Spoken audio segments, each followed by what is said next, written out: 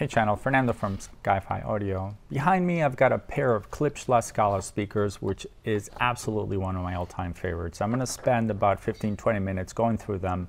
We're going to take a look at the driver complement, the design, where it sits on the lineup, how they're priced, what amplifiers go well with it, you name it, we're going to cover it on these formidable speakers. So hang on tight and let's get started. Couple of housekeeping things. If you like the channel, if you like these videos, please like and subscribe. It means a lot. The channel's been struggling over the last couple of months since YouTube changed a few things. So any interaction, if you can drop us a note, comment, like and subscribe, it'll really help keep us motivated and bring you these videos. And also check out our channel because I've done 2 reviews for Klipsch speakers of the Heritage series, which is what we focus on already. I'll put links below. We've done the Fortes and the Heresy's. And yeah, great videos. I'll link below so you can kind of watch them. So we're supposed to go in chronological order, at least that was the initial plan. The smallest ones are the Fortes, followed by, the Heresy's, followed by the Fortes, and next were the Cornwalls. But before we had a chance to do it, they sold out of our shop. They found new homes, so I don't expect them for a little bit, so I thought I'd just jump ahead and do the Scalas. It's no secret, one of my absolute favorite speakers, so if you don't feel like watching this video, just take that with you. The Scala is the 4th from the smallest speaker, and there are 2 above it, the corner horns, or the Klipsch horns, and the Jubilees. Now the Jubilees are outrageous, absolutely as good as they get. But if you've got a modest size room or you don't have a giant warehouse, you're going to be forced down into either the corner horns or the Scalas, and I particularly like the Scalas because of the look. Aesthetics are important to me. I can't look past that. I like a speaker to sound good, but I also like it to look good. And I think this is the best looking speaker in the entire Klipsch lineup. It is absolutely gorgeous. Proportionally, it works. The finishes are insane. The folded horn design at the bottom of the cabinet is really pretty and cool looking. And in this walnut finish, it's a stunning speaker. Walnut is one of the 3 choices. It's also available in black and an oak, sort of like a yellowish oak finish. The grills come in a silver metallic. It's sort of like a vinyl, plasticky kind of finish. It's supposed to look vintage, which it does, but I actually like the cotton finish on these better. It's not offered, but we've got a way to order it that way, or we have a way to source grills for this. So if you look at the Fortes that are behind it, that's my absolute favorite grill color. It's a natural fabric. It looks really good with walnut. So if you reach out to us, we can get these for you in that finish. Sitting just above this is the Klipsch horns, which is essentially the same speaker, but at a much bigger and, in my opinion, uglier cabinet. It's got the exact same driver complement, so the mid-range, the tweeter, and the woofer are exactly the same, but it's in a more voluminous cabinet, giving you, I think, another 10 or so hertz in the frequency response at the low end. But I find these to be plentiful in the bass department, and I'm willing to give up a little bit of bass for aesthetics. But I guess that's not the same for everyone, but for me it is. I'll give you a sense of the cabinet dimensions. It's a fairly deep design, so you've got to be careful, make sure that you've got the depth for it. And it's a box on top box, so if we look over here, you can see the seam between the 2. This is the driver for the mid-range, the cabinet for the mid-range and the high frequencies, and the woofer is in the bottom cabinet. They separate and they sit together coupled by a pair or a set of rubber feet and a set of binding posts. You actually connect the top to the bottom, which is a 2-man job. It's a little bit of an awkward process, but as you can imagine, in this size and shape, it's going to take 2 people to get these out of the box and into their placement. I've got them sitting here next to a piece of furniture that's being sold by Macintosh, made by Symbol Audio. It's another beautiful walnut piece. This happens to be solid walnut, and it looks stunning next to the Scalas, and a combination that we sell frequently, Klipsch with Macintosh. It just works really well. As I mentioned earlier, the LaScala is part of the Heritage series, and it's rightfully named so, the Heritage. This speaker has been made for decades and decades. If you look back historically, you would have found this, you know, back in the 1970s in all black, no wood finish whatsoever, with handles on the side. It would have been a sort of pro monitor or pro speaker that would have been traveling the world. So eventually Klipsch has gone high-end with a lot of their products, and especially this Heritage series, and now they offer some of the prettiest finishes in the industry. I'll give you a close-up, for example, on the attention to detail with the veneers. The walnut veneer is pieced together and book matched, so you can see that the top cabinet, even though they're separate, the grain continues through to the bottom cabinet absolutely beautifully. And even in the folded horns, the same thing happens in here. If this particular face here matches the opposing one, mirror image, and then that side, the internal right, matches the internal left, and this entire left speaker, right speaker matches the left speaker. Their subsequent or their serial numbers are one off from each other, so you can tell that the veneer was sliced from the same tree. That way you get a really nice uniform finish. There's no color variation between left and right. And the walnut in particular has a pretty pronounced pattern on it, so I think it's important that they match them. Otherwise it would look a little odd if you had a knot or a sequence on one speaker that you didn't see in the other. Would probably stand out. So kudos to Klipsch for doing such a gorgeous job with the wood finish on these. All right, let's look at the top cabinet here. So the grill is magnetic, so no more breaking little posts and having to glue things back together. It does use magnets to hold the whole structure together, which is really nice. Here we have the mid-range horn, which is pretty sizable, almost the entire width of the cabinet, and then the tweeter sits here just above it. All right, let's look at the driver complement. So this is the back of the cabinet, and you can see here the magnet structure from the mid-range horn, which happens to be a K55. And again, these are the same drivers as the corner horns, or the Klipsch horns. The tweeter, which you cannot see here, it's a smaller unit. That is a K771, which is a 1-inch lightweight polyamide diaphragm compressor driver mated to a 90 by 40 Tractrix horn. That's a mouthful for you.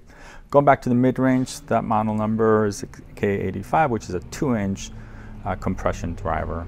And then the cabinet holding the base driver features a 15-inch fiber composite cone within a folded cabinet design, and that's where the extra base comes from.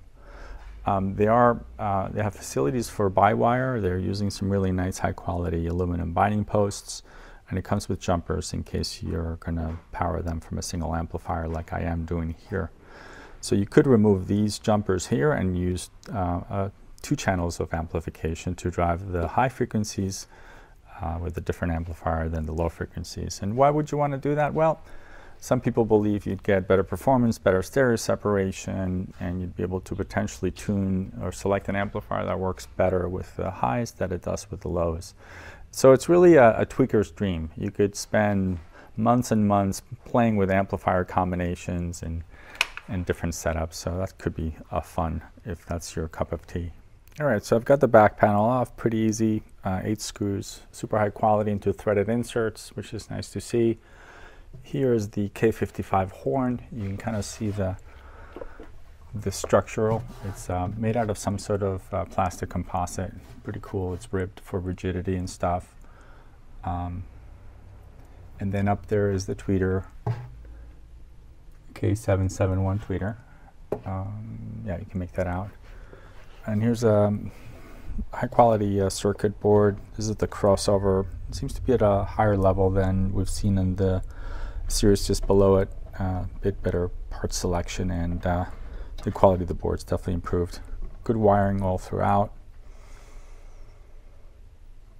And this is the connection I was talking about before that connects the top cabinet to the bottom. There's another set of banana posts there that you access from the outside, but here's a good shot of it. I guess this also allows you to, in case you don't have help stacking the cabinets, you could take the back off, stack them, and then make your connections right here, which is a nice alternative. It's a pretty heavy speaker at 200 pounds per side. That's packed weight, so figure in the high 190 range or so. It's kind of hard to move around. So we were able to source these really cool carts from Amazon that you can kind of size them appropriately. It's almost like a furniture dolly, but they extend and compress. So we're able to tuck a cart right underneath this, and it securely allows us to move the speakers around. And I will put a link below to an Amazon page where you can get them, because it took us a while to find them and we're really happy. It allows us to kind of move it around the shop easily.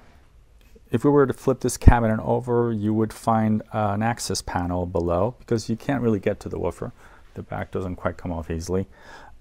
So there is an access panel below that's just the right size for the woofer to kind of be inserted from below. And it sits in this cavity in here. And the folded horn design essentially extends the length of the cabinet. It kind of fools the wavelengths into thinking they're in a much bigger enclosure. And that's where the magic comes from. People criticize that on paper this speaker only measures at 51 hertz. If we look at the specs here, it says that the low is 51 hertz and the high is 20,000 hertz. Now 50 hertz for a cabinet this size would be kind of disappointing, but let me tell you, this has a tremendous amount of bass. There is absolutely nothing missing. It's got impact, it's got rhythm, it's got pace. It really, really outshines, and I think it's because of the folded horn. I can't imagine why something would measure 51 hertz yet be able to deliver that much bass and impact. And when I first heard them, I just couldn't put it together. I couldn't consolidate it in my mind as how that would work. And I was pleased to read the review from Stereophile. That was the last month's Stereophile. So it would have been May's issue where they addressed it. They reviewed the speaker, and sure enough, they kind of made the same comment I just made on its bass performance and how it really should not be concerned from. I kind of put speakers into two categories. There are those modern speakers whose intent is essentially an analytical reproduction of what's been recorded. So a studio monitor, for example, and I put speakers like Bowers & Wilkins, Wilson Audio into those categories. These are hyper-realistic speakers that are true to the recording and add or remove absolutely nothing. If that's the sort of sound you're for, then I would recommend Bowers. I recommend Wilson Audio. The Klipsch fall into the opposite side of the spectrum. Those are speakers for people that are more into, let's say, live performance or the emotional side of music, right? What you would find in a jazz hall or at a rock concert. So, and all Klipsch heritage speakers have that sort of vibe, right? They may not be as accurate to the original recording, but they're certainly more human, they're more engaging and more involving.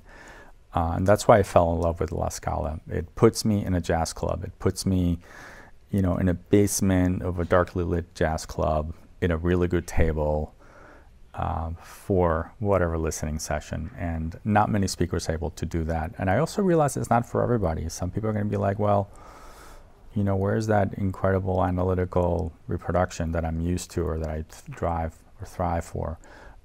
This is not it. This is really a musical performance. This is a live performance speaker for people that like that. Now, because of the cabinet design, room placement is not that critical. We've had them pushed back against, we've had them out forward. I couldn't really hear much of a difference. So they are fairly forgiving. So they could go completely up against the wall if you had to. What we do notice is that the toe-in does have quite an effect, and you can really get some magic out of them. And it will take you a few months to figure out exactly how much you want to toe them in. I've played quite a bit with them, and I've gotten this soundstage to extend almost as far as over there, meaning that if I'm sitting in the sweet spot, at one point I was hearing voices coming almost 5 or 6 feet to the right of the speaker when I had them towed in just right. So take your time with the slight adjustments to the toe-in, you know, probably a few degrees at a shot. Take your time placing your chair ideally for that magical sort of soundstage that you can get from a horn of this size. And this really what differentiates this speaker from the ones below it. The Cornwalls is really the size of the horn. There's really no substitute for that. So if you can afford these speakers, I would recommend them over anything below them.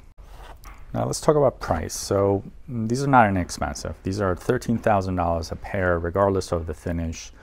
You'll find them on our website. We sell, obviously, these products brand new. And I encourage you to give us a chance at earning your business with it.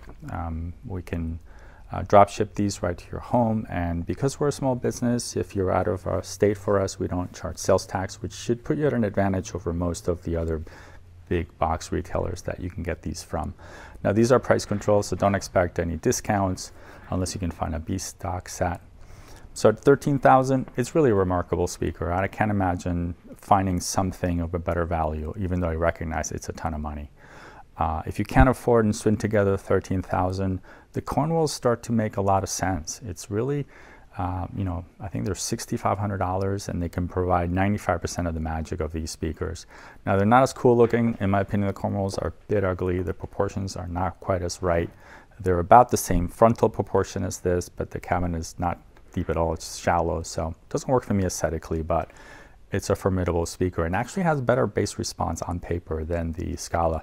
So if $13,000 is out of range, absolutely go for the Cornwalls. Don't hesitate.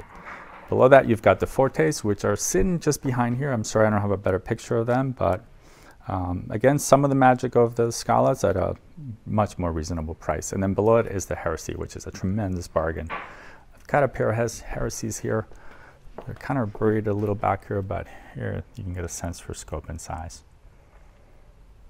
So as you can tell from this video review, I'm super excited about the Scalas. Absolutely, absolutely love them. If you are in the neighborhood and you want to have a listen, please come by, make an appointment. I love to share these with people because I always see their jaw drop the second I put the first track on. So give us a ring at skyfiaudio.com. That's our website. And subscribe to our email blast as well. If you go to our website and look in the bottom, there is a place where you can subscribe. Every Friday we send an email blast with all the new products that arrived. Tons of really cool vintage stuff. As you can see from the shop, we are absolutely filled with really cool gear. And if you want to stay in touch, that's the best way. You'll get a reminder from us every Friday, quick list of 15 items that came in as well. So I appreciate you watching, and please leave a comment. I love to hear from you. Tell me what you think about the Scalas, what you think the shortcomings are, and whether you've heard it set. I'd love to get some feedback from you. Take care.